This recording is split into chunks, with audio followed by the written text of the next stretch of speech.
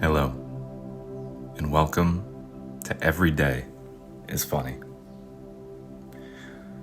In the last day or so, I've been thinking about the idea of tolerance for others, and how to become more tolerant. And I don't necessarily mean viewing that through the lens of all these divisive areas we have nowadays, or strongly held beliefs. Because I think the idea of tolerance starts within. It starts with examining yourself, self-awareness. You can't help the world until you help yourself. And that made me think more specifically that I think tolerance can come through acknowledging the things that we're interested in that are very stupid. You see what I mean? I think we need to acknowledge the lame things that we all individually love. Right now, these things that I'm talking about are called guilty pleasures. But that's not what they are. They're just interests that are very, very dumb. And I think we're beating around the bush by calling them guilty pleasures, as if we don't really associate with them. We keep them on the periphery. No, that is a part of who we are. And so I'm saying that if we acknowledge the section of our interests that are very, very lame, it might make us more tolerant of the things we judge others for. I've been thinking about this because I don't want to get into the rap beef between Kendrick and Drake, because it's not in the spirit of the meditative vibe of this podcast. But I am engrossed in that beef as a hip-hop fan.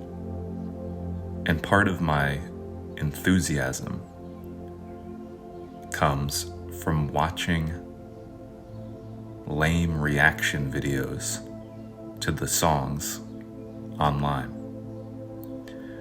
I don't know how many of you are well-versed in YouTube hip-hop culture, but I've noticed a fascinating trend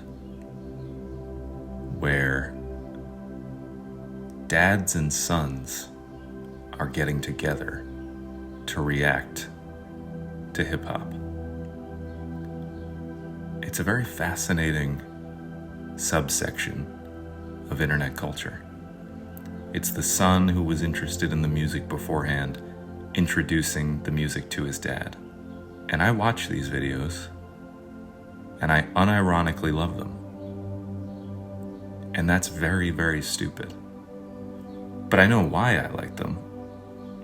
I like seeing people enthusiastic about something I love and experiencing it for the first time. But let's face facts. This is dumb content I'm enjoying. I'd be more productive just going and listening to the songs themselves and forming my own opinion. It's a waste of time. But I love it. And that's okay.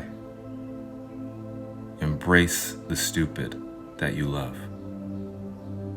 Don't call it a guilty pleasure or try and brush it off or say it's not really part of yourself.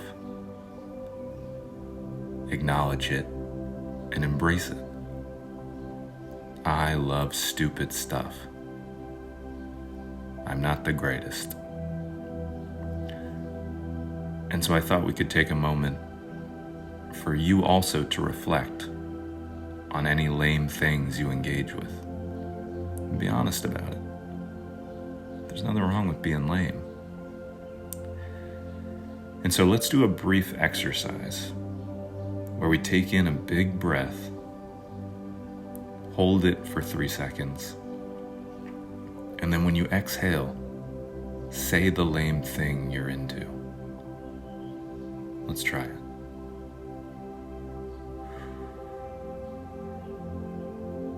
Oh. Love is blind.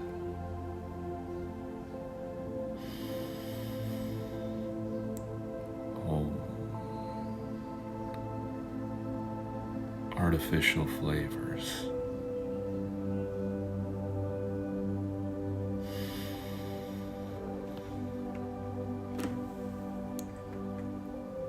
Third Eye Blind albums past the first one.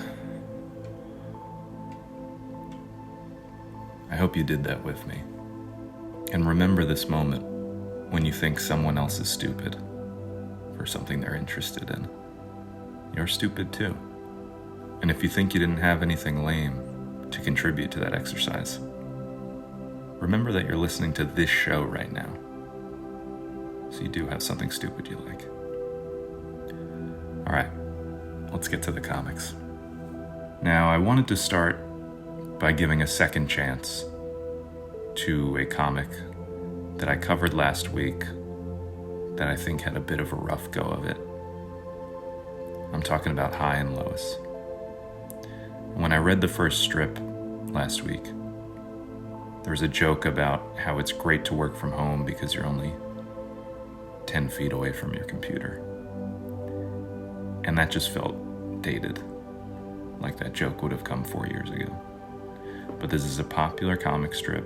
I don't want to discredit it completely. And so I think we should take a look and start our Friday off with Hi and Lois. Hey, TGIHAL. Am I right? We have Lois and, I presume, their teenage son, because he's wearing a backwards hat. And he says, "I didn't sleep very well last night." Lois says, "What's wrong?" He said, "I have a lot on my mind." And his mom says, "You are overdue for a haircut."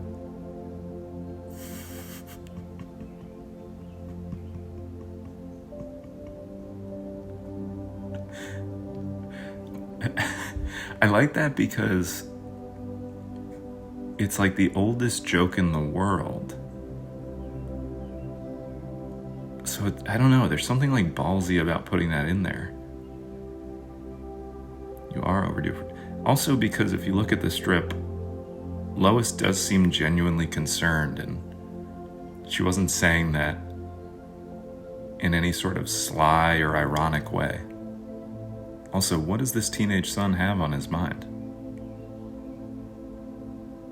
That's what I would ask if I were his mother. But different parenting styles, that's okay. Let's check out the comments.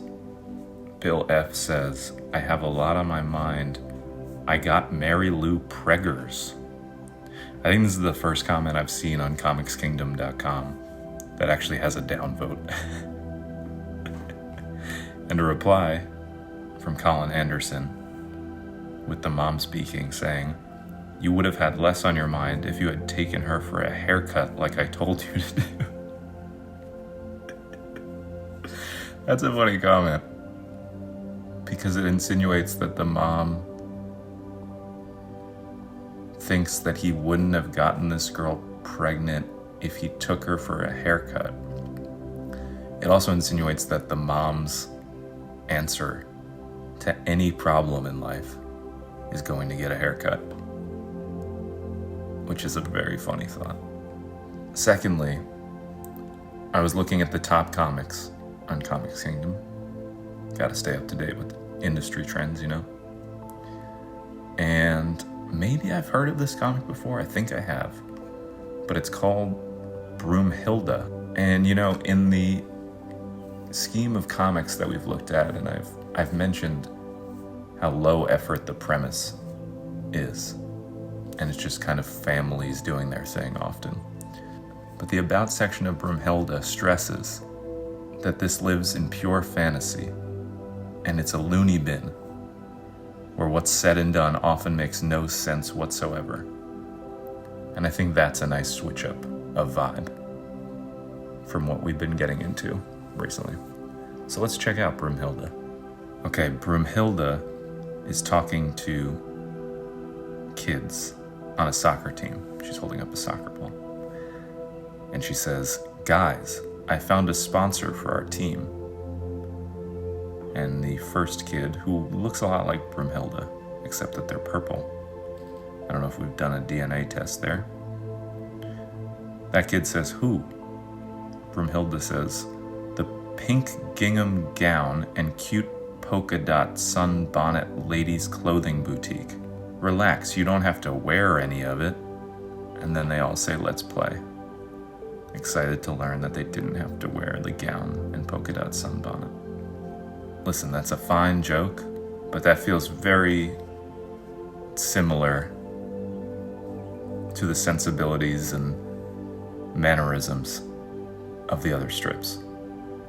If they didn't show Broomhilda, who is clearly like a witch character, that could have been from Rex Morgan MD, for all I know. They said what's said and done often makes no sense whatsoever. That made total sense and was very much in line with the humor of every other comic strip. So I feel a bit cheated, but it's okay. I think it would have been a funnier comic strip if there was no punchline, but they did have to wear the gown. And then there's just a shot of them playing soccer in the gowns. Sometimes a visual gag is better than any sort of mild joke, I believe. Let's get to the real meat and potatoes. Rex Morgan MD. Sarah was still in her room yesterday, being upset about the dog, and Rex's wife was trying to talk to Rex about how preteens are the new teens. I'm gonna guess, before jumping into this, that he knocks on Sarah's door and says, honey, come out. And she says, no, this is my fault. That's my guess. Oh, no, Rex is still talking to his wife today. And his wife says, you haven't noticed our little girl is starting to mature? Emotional outbursts come with the territory. Rex says, I guess I've been in denial about that. Explains a lot, though. I don't want her blaming herself for Candy's vet emergency. And then his wife says, let's give her a few minutes to cool off and I'll go talk to her. No, let's not. A few minutes in your time is years in our time. Go talk to her. I didn't need this as today's comic strip talking about her upcoming puberty. We gotta get her out of the room. We gotta get y'all as a family moved on from this incident. Can we see what the Sons are up to? Even if they're just petting Candy, that's more action than this comic seen in a fortnight. Ugh. Also, I know the fact that they say the line, our little girl is starting to mature, the comments here are gonna be weird. You know this. All right, Rebecca Yoke, she's talking first from the point of view of the wife, saying, haven't you noticed our little girl is starting to mature? Rex says, sure I have. I've noticed a lot of changes in Sarah's development. Just keep her away from old man Harwood. Oh my God. This is what I'm talking. I knew. Also, I've never seen an old man Harwood. I assume that's a real character in the Rex Morgan verse. And if so, very on the nose naming, considering all you need is a D in there, and it's Hardwood. Steve Henry below her comments, I will go in and talk to her, Rex, but if that doesn't work, you may need to come in and sing Swing Set on the Moon to her in your Lil Fergus